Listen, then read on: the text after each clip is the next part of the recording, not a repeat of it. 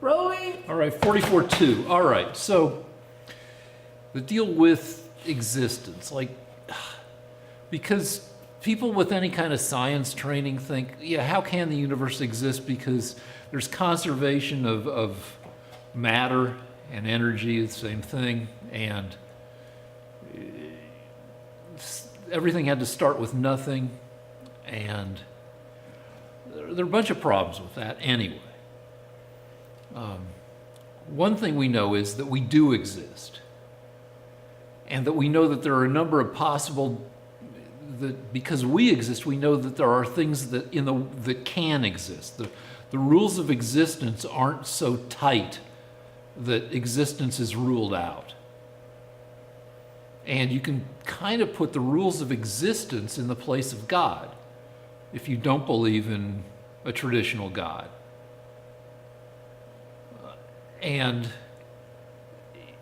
under those rules, there not only does each present moment, is it possible for each present moment to exist, but every moment that we've been through there's a whole set of possible. It's reasonable to think that there's a whole set of possible universes that can exist. And only one of those universes is the null universe that contains no space, no time, no matter, no information. But we know that there are a bunch of other universes that ours and every moment that we've experienced, given that we remember the past, and we can assume that the universe will continue to exist into the future. There are all these, we know that there are at least those members of the set of all possible universes. And you don't have to assume that that the one member of the set that contains nothing is the default set. That's bullshit, Rick. Why? Okay. That's total bullshit. Well, all right. So, all right. No, my argument would be that, look, it's going to be very simple-minded, but out of nothing, nothing comes. yeah, but that's what physics.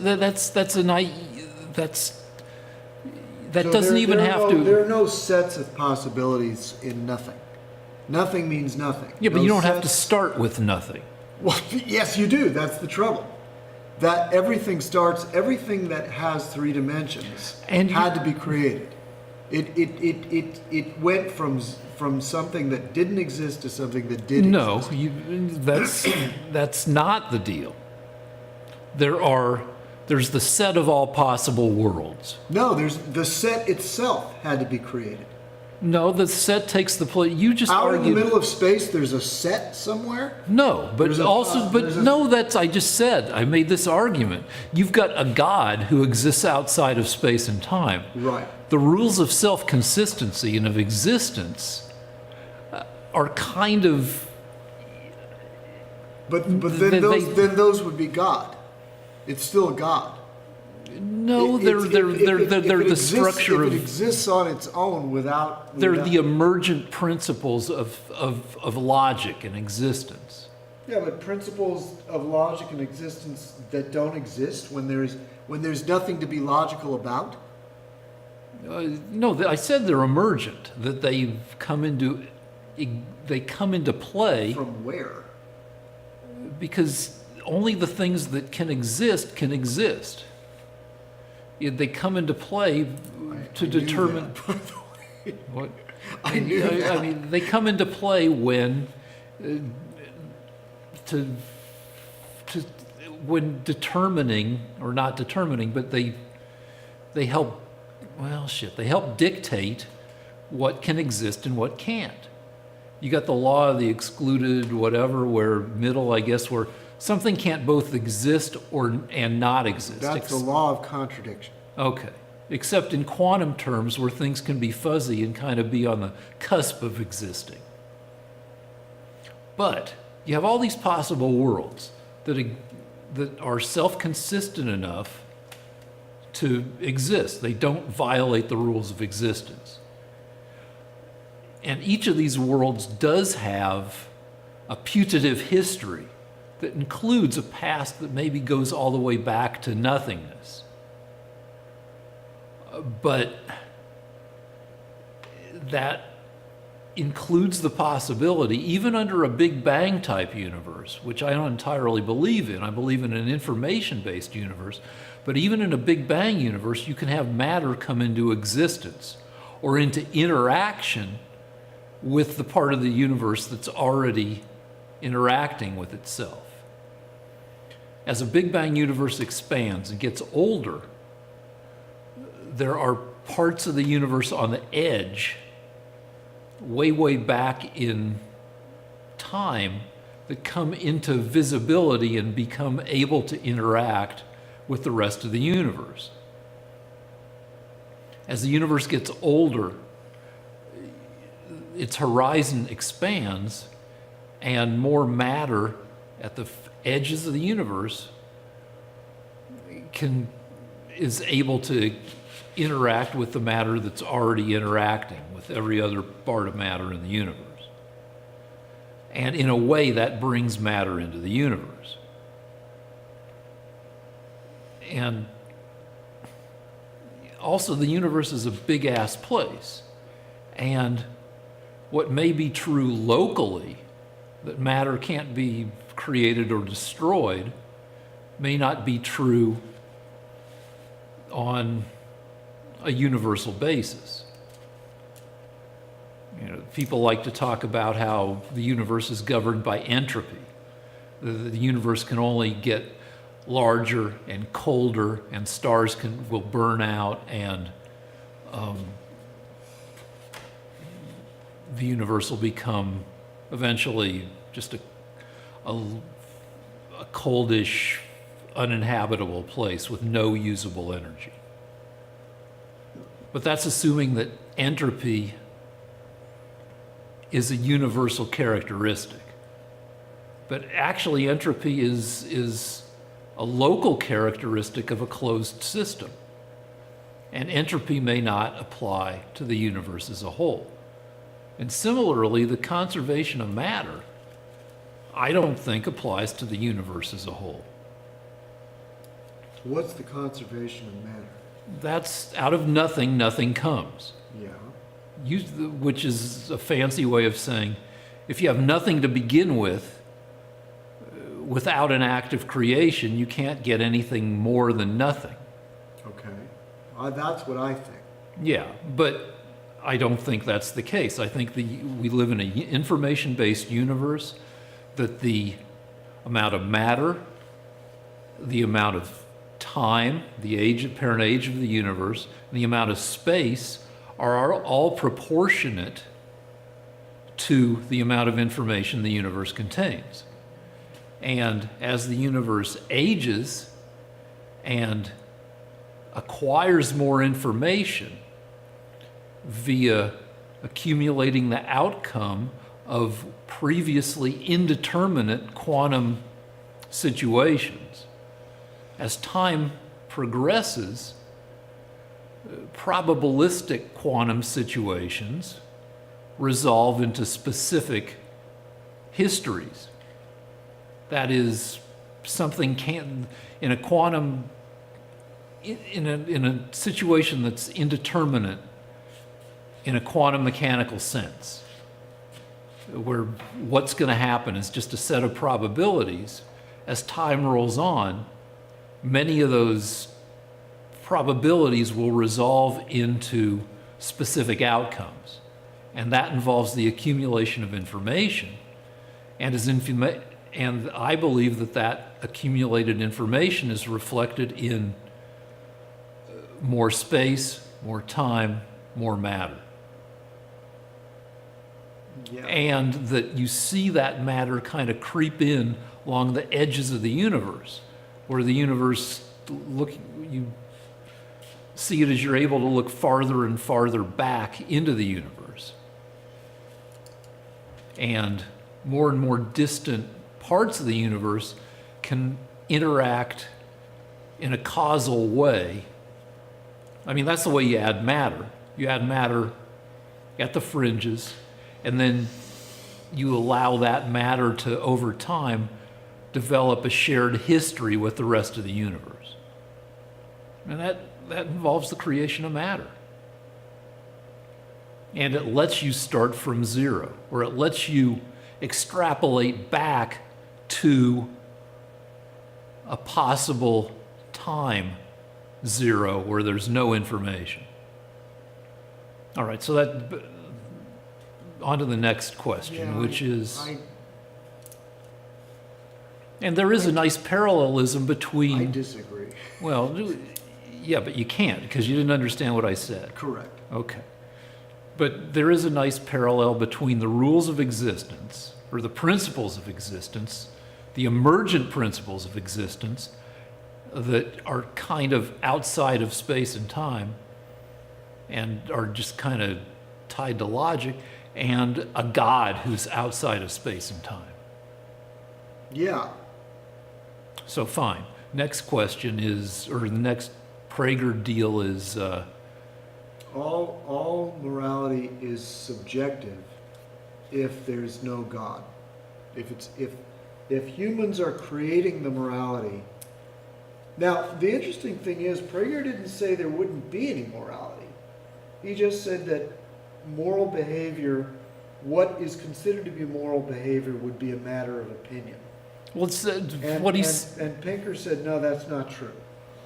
well, what Prager, to put it another way, Prager's saying that with the hammer of religion, with the you can pound home a set of ethics. No, that's not what he's saying. That's not what he's saying. What he's saying is that as long as if there is a God, then the God is outside opinion and can say this is right and this is wrong. If there is no God, then each society decides on its own what's right and wrong. And the societies will disagree about what it is. I'll agree with you that without a God determining the rules of ethics, without the kind of God who makes rules for people and sends down commandments, Right. the job of coming up with a set of ethics is tougher. Because you don't have a big boss in the sky But telling you what to do. But not only is it tougher, but it will always be subjective. Well, it will always be tough. No, it'll always be subjective. Because there's no way to prove that one is more right than the other. In the same way that we know that hydrogen is what? One electron and one proton and neutron? No neutron. Okay, Well, you can have it, but usually not. So there's no doubt about that. But some societies will say capital punishment is good, and other societies will say capital punishment is evil.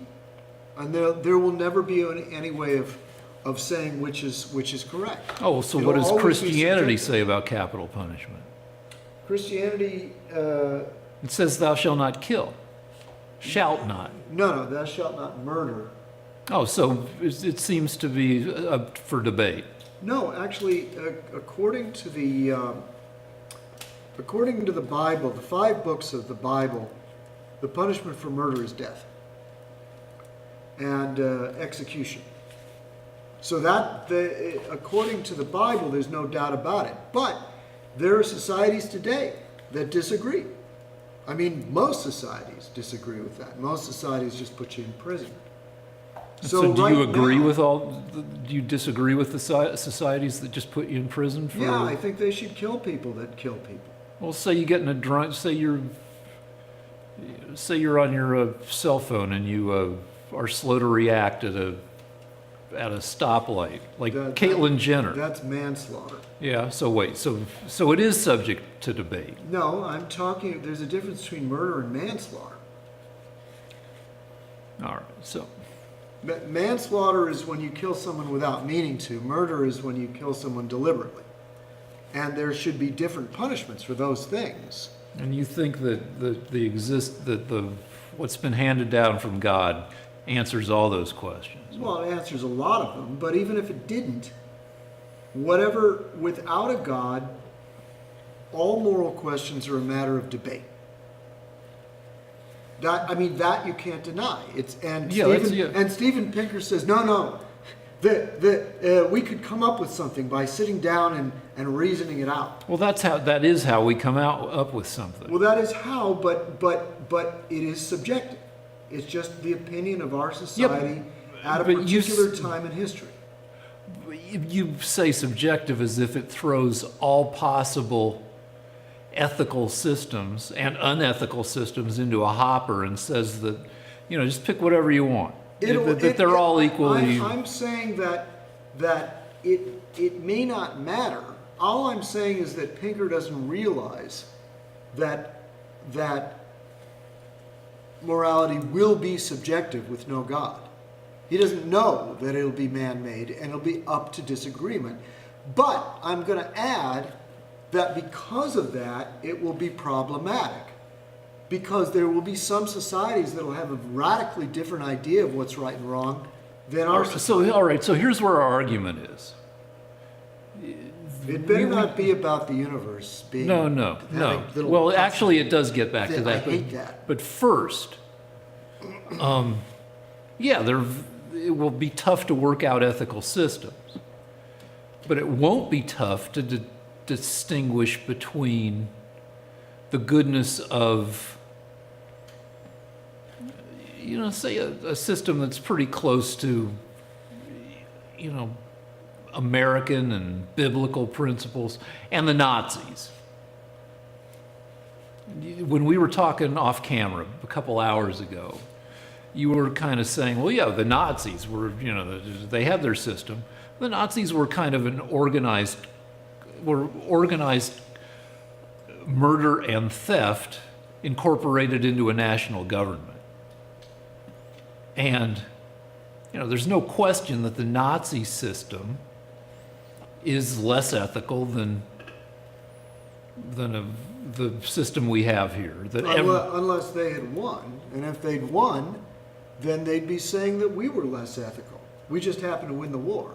No, they were supported by lies and bullshit. But they can say we were supported by lies and bullshit. They are an aberration. No, they're actually not. In human history, it's more likely for there to be people that have Nazi-like views.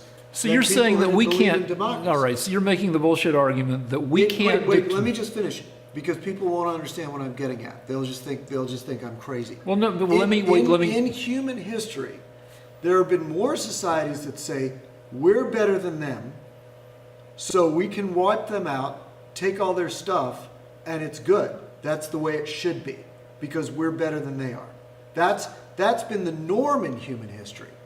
Today, we don't believe that. Because there's been progress. There's been progress, but not everywhere.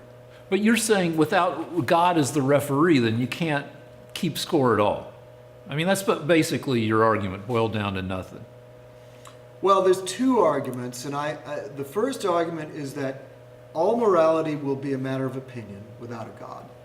And my second argument is a little more difficult to prove, but I'm going to say that it will be problematic if we have to come up with something, because there will be wild disagreements about many, many things. I'll agree with you on the second for the most part. It'll be problematic, but it will also have to be done. Developing ethical systems will have to be done, and it's going to be super complicated because humans have been the apex thinkers, the king shits of the planet for thousands of years. And humans are about to be supplanted as the king thinkers, queen thinkers, by augmented humans and humans plus AI, and then alliances between humans and AI, and then pure AI, and just all sorts of increasingly sophisticated thinking beings are going to come into existence, and things are going to get complicated, and maybe not in humans' favor, because as the apex thinkers on the planet, we tend not to treat lesser beings very well. Some select lesser beings like pets, like working animals get treated well, but meat animals get kind of treated like crap, even though we're aware that they're able to think and feel. Well, we already have that problem because according to the Hindus and the Buddhists, there are certain animals that shouldn't be able to be eaten. And according to the Christians, eating animals is fun. Yeah, And according to the Jews, there are various animals that have to be left alone. well, So that's something that we've never been able to agree on, and we've had thousands of years. and now it's about to discuss it. get much tougher because in the next 50 years, we'll have beings that are able to think and possibly to feel 10 times more and better than humans. Does that mean that humans get effed over by the new apex thinkers of the world? And we're going to have to come up with ethical systems that provide places in the world for every being that is valued. And we have to hope that the new ethical systems still have room for regular old humans. But So- Go ahead. I was just going to say that, if I may interject, that in the Declaration of Independence it says, our declaration says our rights come from God. So are we going to have to, will the Declaration of Independence be null and void? in a future where fewer people possibly believe in God? Right, where you're to strip God away from because wasn't this country founded on that we get our rights from God and not from a king or from a man? Yeah, but when they say, when you use, I mean, there's two senses of God. There's the Christian God, whom people picture as a beardy dude up on a cloud. Mhm. And then there's Einstein's God, which is like a sense of beauty and order in the universe. When Einstein says God doesn't play dice with the universe, I don't think Einstein is picturing Joe Beardy guy on a cloud. But I think that's what the founders. No, the founders were deists, often.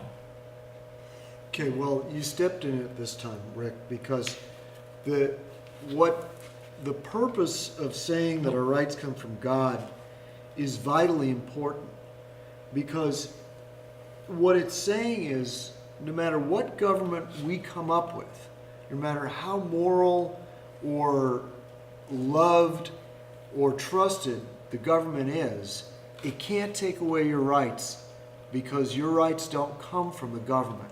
They come from something beyond the government. So I didn't So- step in it. Well, I don't think you realize the importance of having a supreme being beyond government that makes the rules for people. Without that supreme being, we can have our rights taken away from us by a Congress can be elected that'll say, you know what? You don't have the right to own things. You don't have the right to try to be happy. You don't have the right to vote or, so all the things in the Bill of Rights come from God. But They that don't- they God don't can come be from government. one or of two different gods or some combination. You can have Joe Beardy guy on a cloud. By the way, I just want to say, I have never in my life ever met a single religious person Who thinks that of the- believed that God was a guy in a cloud with a beard. Just to simplify things. Okay. But people do believe in God the Creator, Okay. who made man in his own image. So yeah, so maybe there's still that idea of Joe Beardy guy. We're in his own image, so what does he look like? He doesn't look like the flying spaghetti monster Well, what it is we're talking about a personal God that hears your prayers, that knows your concerns, and you're talking about a set of laws. I'm talking about a sense of beauty and order in the universe. You're talking about and a I sense believe of you order, can. yeah, but a sense of order doesn't give a shit what happens to me. Yeah, but you can pull ethics out of beauty and order in the universe. I don't know that you can. But I'm saying that's what. Because, so that's what because we're arguing if you about. look at the universe, it's whatever the lion wants to eat gets eaten. You know, if you look at the universe, you can argue that if the Nazis want to take your stuff and kill you, they get to have it. No, because Where- lions where- aren't where- the king of existence. Where in the universe? Ibexes have figured out ways to avoid being all killed by lions. And in fact, you can't have all ibexes killed by lions because then the lions die too. You have a sense of evolved beauty and order in a universe, on a planet that's been around for 5 billion years and that's had life for billions of years. We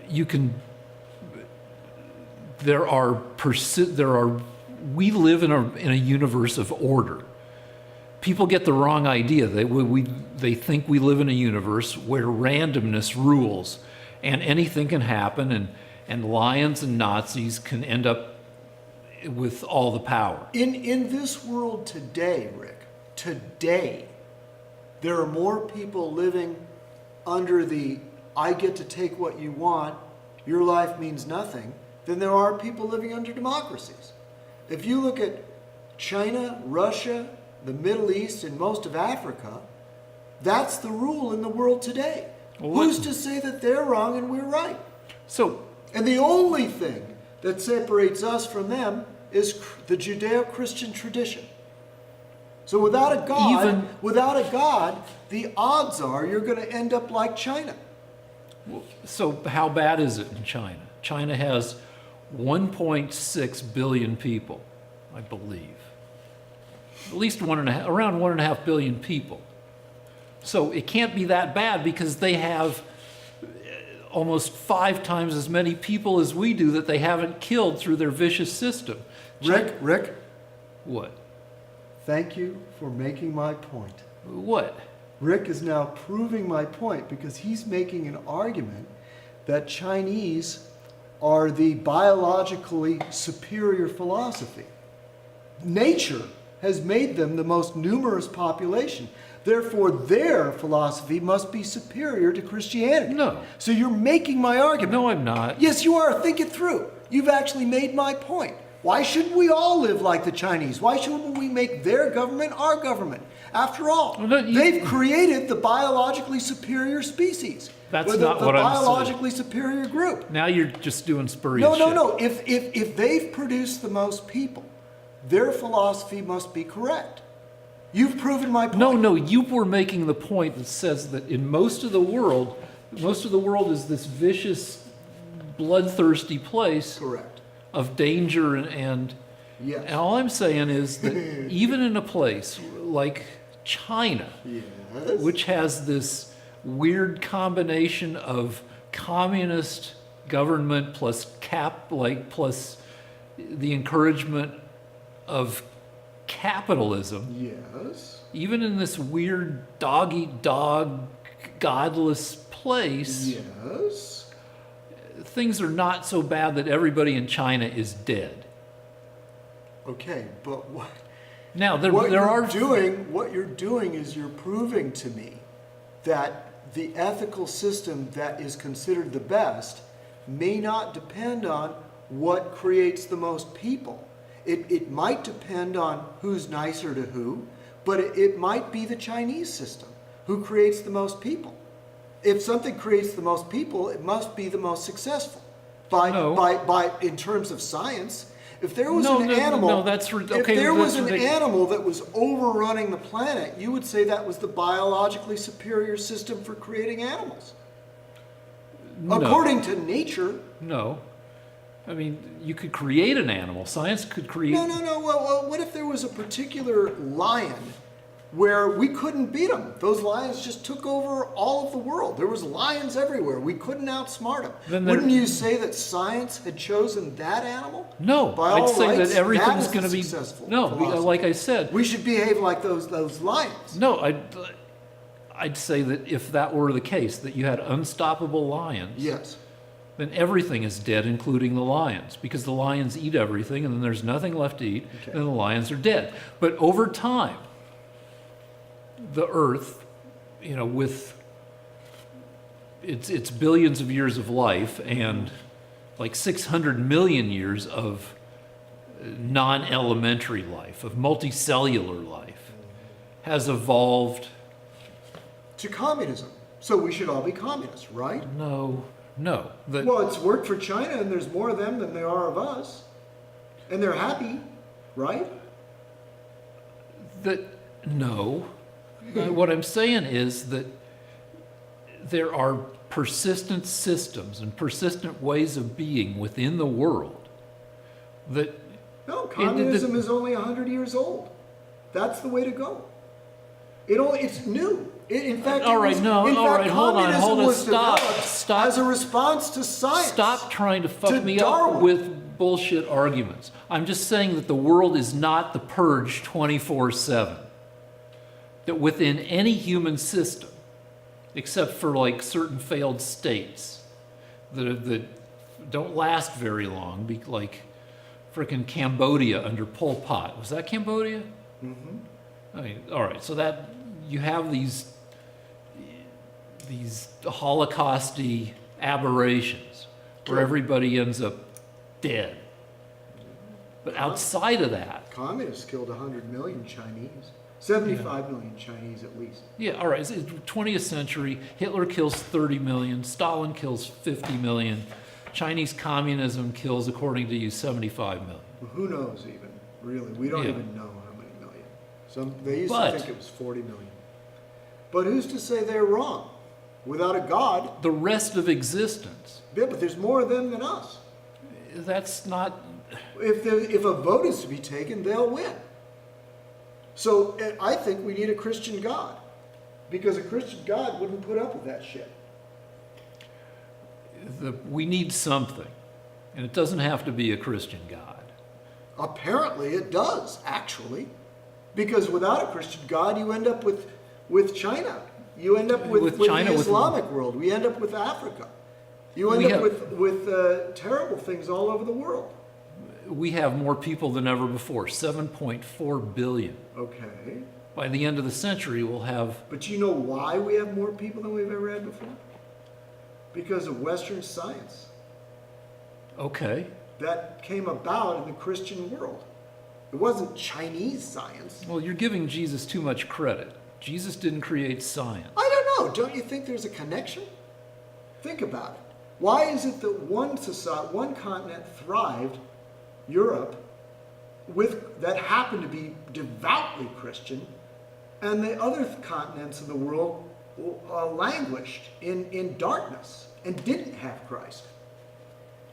Don't you think it's odd? Well, Odd China coincidence? thrived for hundreds of years before the European Renaissance happened. Yeah, but it's always been a hellhole. I mean, the only reason that it's not living in complete and utter Wait, so wait, destitution is Europe because they've has adopted Europe has Western had practices. Europe has had plenty of periods of hellholishness. But it was always a superior place to live. It was always a superior lifestyle. Really, the Black Death, World War II, World War I. Yeah, but all of the wars that Europe had were no worse for their society than they were for societies all over the world. I mean, there were societies in Southeast Asia and in South America that just annihilated themselves. They don't even exist. They were killing each other so much. It just so happens, though, that along with the wars, Christian societies also developed science and medicine and urban planning and sanitation. China developed a lot of science early on. I mean, India China was and was India dev- were hellholes until they started adopting Western practices, which happened to be practices that were created by Christians. All right, to be honest, every place was a frickin' hellhole, and our current period will. Every future era is on average less hellish than the era before. Because Christianity created progress in humanity. There have been plenty of instances of progress without Christianity. Really. Chinese civilization, Indian You want to civilization. live in Chinese civilization? You think that was better than 19th century Europe? I'd rather live now and here. Do you know what classical Chinese civilization ended up with? It ended up with the hell of 19th century Chinese civilization. In other words, it didn't make any progress. it just ended up in a mess, and it remained a mess until about 35 years ago when they started to bring capitalism in. Now China's a decent place to So live. you think that capitalism will just keep going for centuries to come? European science has been around for 300-400 years. Okay.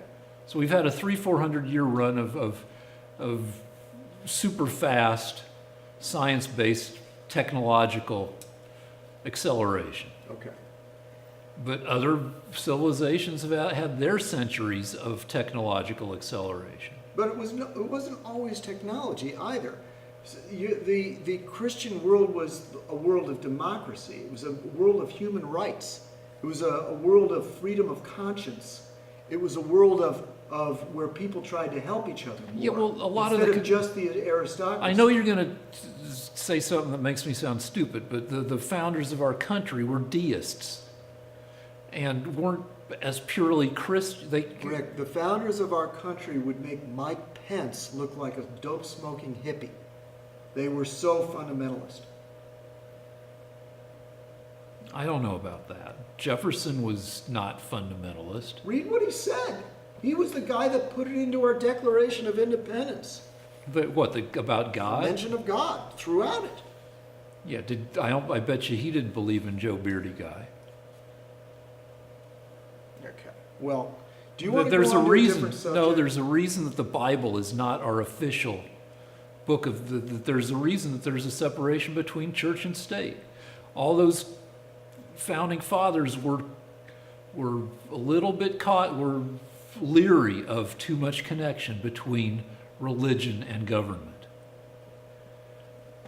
Well, But hold on, let me make my main point because you kept stepping on it. Oh, okay. I'm sorry. Go ahead. All right. That you can pull ethical principles out of the way that the universe works. That a wrong reading of the universe is that randomness is in charge and that anything can happen, that Nazis can win, that lions can eat everything else up. But information is in charge. And along with information comes increasing order. And an ethical system that encompasses the beauty of increasing order is something that will have to be built for an increasingly complicated future. It can incorporate ethical principles that came from religious systems, but it will have to stand regardless of future religion or not. Okay, why don't we I think that's a good place to Okay, stop. all right. Why don't we take a break?